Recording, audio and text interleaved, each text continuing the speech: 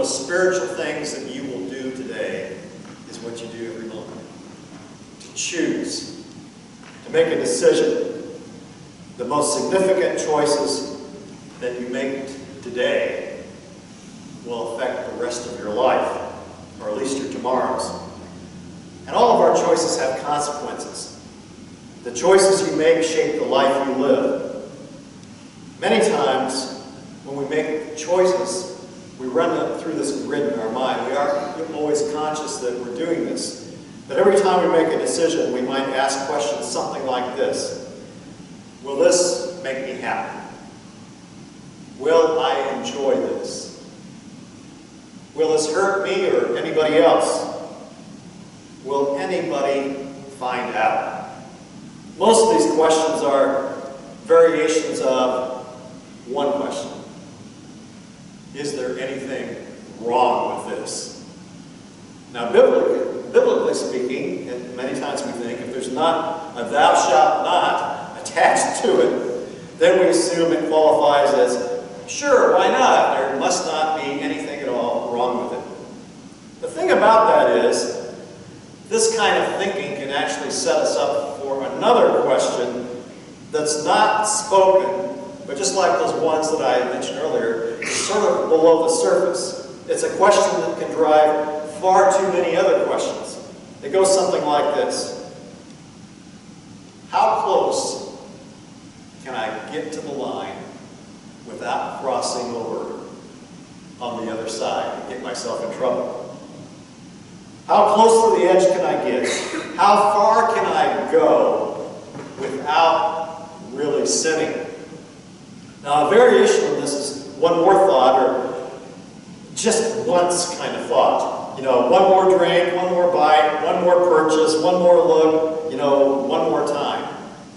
Or unless you're a very unusual driver, you drive at speed limits just slightly above the posted speed limit. Just enough to go a little bit faster, but not enough to get a ticket. Our natural inclination, because of the deceitfulness of our heart, is to live as close to the edge as we possibly can, maybe even slightly over. So what line are we really talking about here? Well, the line between legal and illegal, the line between being responsible and irresponsible, the line between moral and immoral, or ethical and unethical, the line between I'm still in control and I really do need some help, the line between just enough and too much. It's human nature, and again because of our hearts, for us to see if we can get by as much as we can without becoming our own worst enemy. As we talked about last week, unexamined assumptions are dangerous. Take Saul before he became Paul. He thought he knew who God was and who Jesus was, but he got it wrong. He thought there's no way that Jesus, an uneducated, homeless, unemployed carpenter who died as a criminal, there's no way that Jesus could be the Savior of the world. And so Paul became a murderer of Christians because he held some wrong assumptions about Jesus. He had wanted Jesus to be a false teacher. But when Paul met the real Jesus on the road to Damascus, everything in his life changed. Paul, however, ended up with some regrets because he didn't examine his assumptions. Assumptions like, if it's not wrong, it must be all right, or if it's not illegal, it must be permissible, or if it's not immoral, it's acceptable, or if it's not over the line, it surely is fine.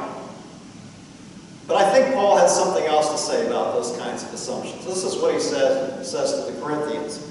He says, I have the right to do anything, and he's quoting something that they've heard, but not everything is beneficial. I have the right to do anything, but I will not be mastered by anything.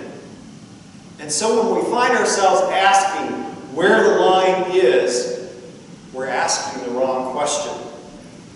How close can I get to the wrong without doing something wrong? Or how close can I get to sin without actually sinning? Before long, we're really asking is, how far over the line can I go without getting caught or experiencing the consequences? You know, how unethical, how immoral, or how insensitive can I get before I have to pay a price? Or how long can I neglect my family, my finances, or health before I start feeling the effects? How far do I go out and acting out in my addictive behavior before it's out of control? How close can I get to the consequences that I don't want or end up with results that I regret?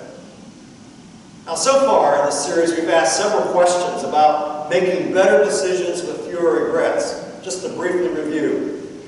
The first week, we asked the integrity question. Am I being honest with myself? Really? And we followed that up with the legacy question. What story do I want my life to tell? What do I want others to be saying about me long after I'm gone? And then last week, we looked at the conscience question. Is there a tension that deserves my attention? You know, how is God trying to speak to me about something that's bothering me? Today, when it comes to towing the line, we're going to ask the maturity question. And that is, what is the wise thing to do? The question we need to be asking before we ever even get close to the edge is, what is the wise thing for me to do? Now, here's something I know about me, and I think I know it about you, even though I don't know everything about you. Your greatest regret in life, and I'm talking about the very moment of regret, the moment that you give anything to go back and change it, the point of no return. This is what I know before you reach that tipping point. Your greatest regret came only after a series of unwise decisions. Now, we tend to focus on the decision that we made that we regret, but there were decisions that we made even before we got to that point. Many of these decisions were not necessarily wrong. They probably were not wrong, but they may have been unwise.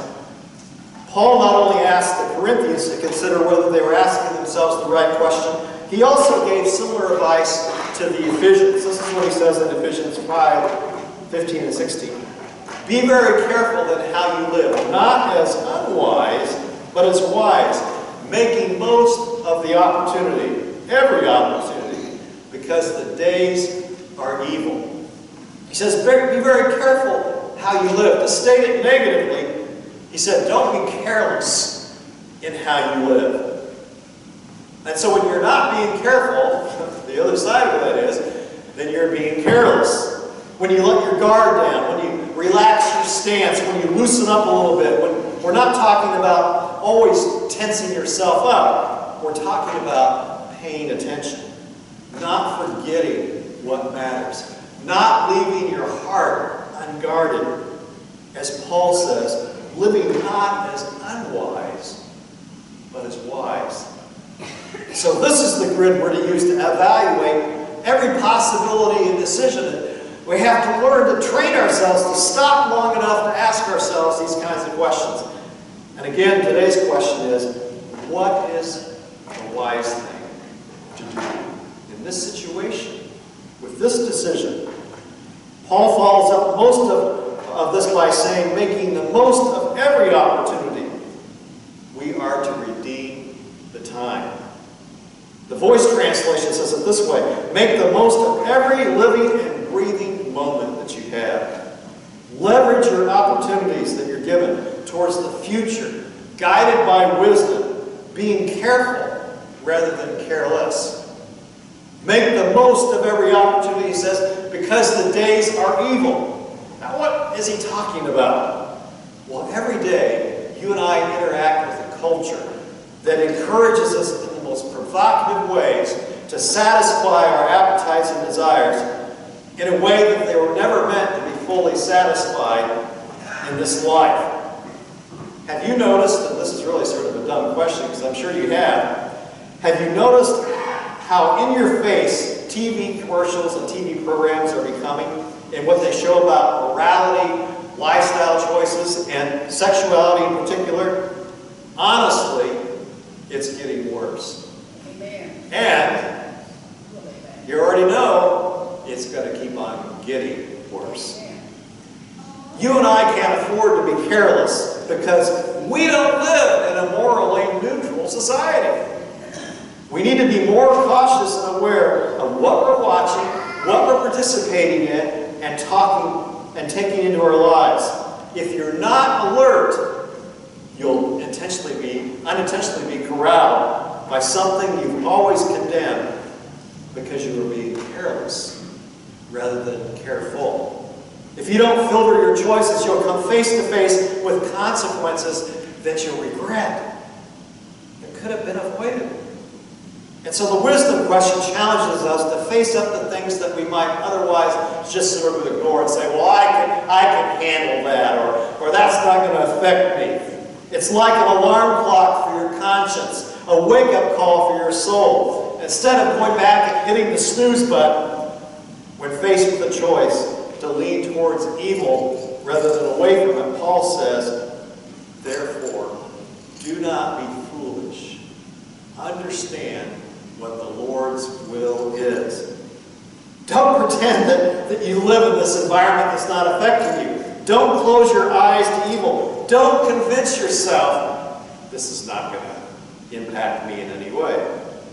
Understanding God's will means facing up in your heart to what you know God wants you to do. Remember, we are masters at self-deception. We push the easy button to do what the world says is okay. We say okay too quickly to what God calls playing with fire. So quit pretending. Stop rationalizing. Face up to what the Spirit is saying to you is the wise and right thing to do. As common sense as all this sounds, most people don't make the wise choice until it's the only choice. Until they've lost something valuable or about to lose it. A lump in my body. Clogs in my veins. Shortness of breath. Pain.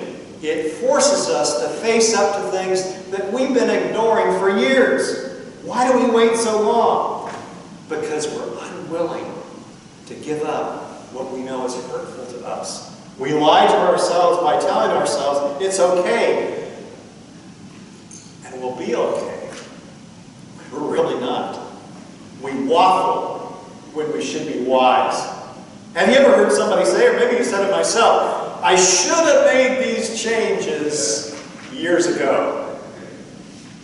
Now what are they saying? Translated, for years I refused to do what I knew in my heart was the right thing to do. But you know, one way or another, you'll have to face up to what you need to face up to. Eventually. Why not do it now? Either you can choose to face up to the truth while you still have the power to do something about it, or you will face up to it when you don't have a choice and you may be powerless to do anything at all about it. One of the dangers you have to watch for when you're swimming in the ocean is undertow. A current that you may not see, but it can be so strong enough that it pulls you right out to sea. Well, years ago, Monica and I were canoeing on a river in central Oregon. The funny thing about this experience was we'd canoed many times, and our boys, who were quite a bit younger than they were now, were going to take a kayak, and we were worried about them taking the kayak. So here we are going down the river, and we come to this bend in the water. The current was moving so fast that it pushed our canoe right up against the shore into some snags, and it capsized us. In a matter of minutes, it was touch or go, and this was really serious. It really was touch and go as to whether we were going to drown or make it back to the bank. These days, the only canoe you're going to get us into is on a calm lake. And honestly, as I was thinking about this morning, I thought, you know, I don't think we've been in a canoe since then.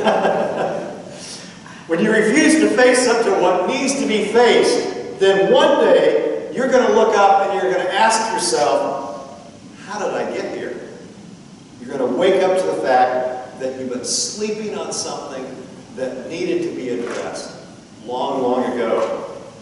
When everybody and everybody else is drifting along in the same direction, it's easy to be lulled to sleep and find yourself in the deep before you know what's really happening. So there are some points that you need to take into account to keep from drifting in a direction that could lead to the drowning of your soul, or at least affect the rest of you in some way. Let's say it like this, and then we'll break it all down.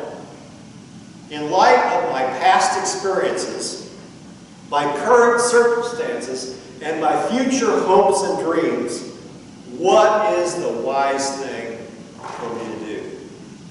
Okay, let's start with your past experience. George Santayana is credited with saying something that I know you've heard before. He said, those who can't remember the past are condemned to repeat it. Another way you could say that is, those who don't pay attention to what landed them in trouble yesterday are just as liable to end up in the same trouble tomorrow. Or like Yogi Berra said it, it's deja vu all over again. The point is, your past predisposes you to specific temptations. Everybody here has temptations that are specific to weaknesses that we have. Yours is different from mine. Addictions, attractions, blind spots, something that you're a sucker for, if I could say it that way, if you're not careful. So when it comes to decisions about what tempts you, you need to ask, in light of my past experiences with this particular thing, what is the wise thing for me to do? You know, what does God really want me to do with this? What's the wise thing for you to do financially, or professionally, or relationally? What about your entertainment choices? Where are you setting yourself up to fail because of something you've done in the past? Maybe it's something over which you had no control. It could be the way you were raised that might predispose you in certain ways. But no matter what it is, Paul says, understand what God's will is for you. Don't just do the right thing, do the wise thing. And how about your current circumstances? You know, life is seasonal. We all go through phases. Today's sorrow might be replaced by tomorrow's joy. Today's anger will be tempered by tomorrow's perspective. Today's worries will be replaced by tomorrow's concerns. As Jesus said, and I think as you will agree, every day has enough trouble of its own. Whatever it is, it will eventually pass. But if we're not careful, we'll allow the pressures of today and the fears that we have and the circumstances that we face, even in the moment, to drive us to decisions that we regret tomorrow.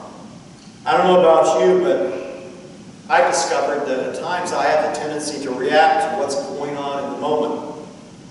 And when the moment passes, I realize, hey, you know, I overreacted here. I let something affect me in a way that wasn't helpful, and in some cases hurt somebody else in the process. What would have been better for me to do would have been to hit the pause button, evaluate what was going on, and if I could, postpone my response. And after analyzing the situation and what's happening, to ask myself something like this: in light of what's going on in my life right now, what is the wise thing to do? You know, how does God want me to respond to this? But also many times, I act too quickly, and then I respond in ways that are regretful. How about your hopes and dreams? What are they for the future? Of course, that looks different for us all. What's heartbreaking is when people make decisions that undermine their hopes and dreams. Couples make decisions that undermine their relationship, do things in the moment that wreck their future life. You may have dreams for what you want your future to look like, and even a plan for how you hope to get there. But then you do something that jeopardizes what you envisioned. Life has a lot of variables, things that we don't expect. When it comes to dreams, it's already an uphill battle. So why would you do anything that might cause you to demise what you hope for? Why would you rob yourself of your future? Yet it happens all the time. Friends undermine their financial dreams. A family member sabotages their relationships with some destructive habits. Dishonesty costs somebody their career. Infidelity causes a person to lose their marriage and the respect of their kids. There are choices that come your way that could end up everything that God has in mind for your future. In light of your future hopes and dreams, what is the wise thing for you to do? When it comes to decisions related to your past experiences, your present circumstances, your future hopes and dreams, don't retreat to excuses from your less than wise decisions of the past. You know, I'm not doing anything wrong, or people do this all the time, or I'm not hurting anybody, I can handle it, there's no law against it. God will forgive me. Your excuses and rationalizations can be quite persuasive. The whole purpose of asking this fourth question isn't just to stop you from doing something that's wrong. It's to keep you from doing something that's unwise. Because you know what? Unwise is the gateway to regret. Unwise choices today lead to an unwanted life tomorrow. Today's wise choices lead to a better tomorrow. In light of your future hopes and dreams, what is the wise thing for you to do today? Solomon tells us where wisdom begins. He says, the fear of the Lord is the beginning of wisdom. In other words, wisdom lets God be God in your life. The fear of the Lord means recognizing that He is God and submitting to Him and His will, knowing that following Him is the wisest thing I could ever do in every situation. Otherwise, you end up with an unwanted life. A wise life is not filled with regrets. A wise life is filled with right responses, surrendering to God with every aspect of your life, every decision that you make. Wisdom leads to a better life than you could have ever planned for yourself. To paraphrase a famous theologian, he said, the only safe thing to do in this life is to have no other will, no other wisdom than to follow Jesus wherever He leads. Let this be the first step of every step you take, to give yourself completely to Him and to devote the whole energy of your life and mind and heart and every decision to honoring and serving God. There's no wiser way to live than to surrender to God and let Him be God in every aspect of your life. You know, every one of us will end up somewhere in life. Choose to end up somewhere on purpose. Wisdom paves the way. Letting God be God opens the door to the best life ever. A life with no regrets. So, in light of your past experience, your current circumstances, your hopes and dreams, what is the wise thing for you to do? God, I want to thank you that not only are you alive in us, you fill us with wisdom. Your Spirit guides us and leads us so that we are like you and make choices and respond in the way that you do. If God, we will only take the time to consider how you want us to respond. A wise thing that you would have us to do. God, whatever that